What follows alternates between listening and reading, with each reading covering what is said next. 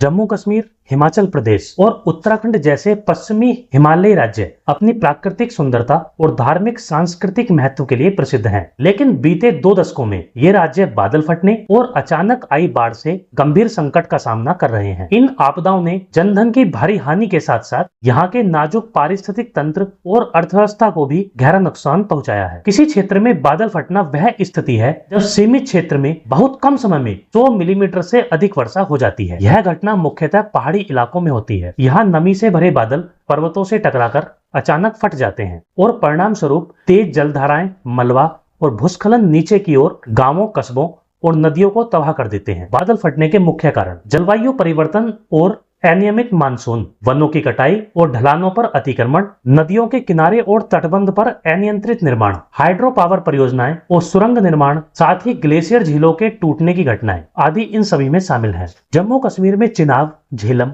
और सिंध जैसी नदियां वर्षा ऋतु में उफान पर रहती हैं। 2014 की बाढ़ ने श्रीनगर और घाटी के कई जिलों को महीनों तक ठप कर दिया था। 2022 में अमरनाथ यात्रा मार्ग पर बादल फटने से कई यात्री मारे गए। पहलगांव, गुलमर्ग, बांदीपोरा जैसे क्षेत्रों में हर साल बाढ़ और भूस्खलन की खबरें आती हैं। पर्यटन और बागवानी यानी सेब उत्पादन पर इसका गहरा असर पड़ता है। हिमाचल प्रदेश हाल के वर्षों में आपदाओं से सबसे ज्यादा प्रभावित रहा है। वर्ष 2023-24 की बरसातों में शिमला, मंडी और कुल्लू जिलों में भयंकर बाढ़ आई। सैकड़ों जाने गई, पुल और सड़कें बह गए।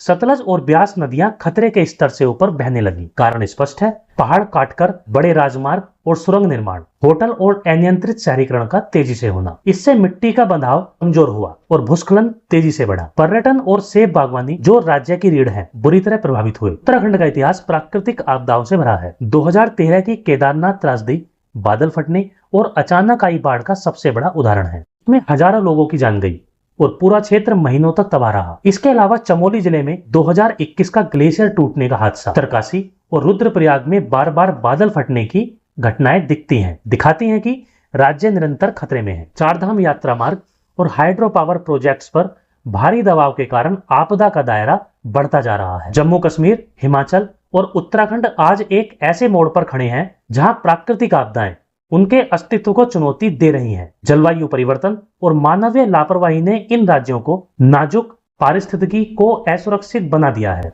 यदि समय रहते सतत विकास और सख्त आपदा प्रबंधन न अपनाया गया तो आने वाले वर्षों में विनाशकारी हालात और गहराएंगे।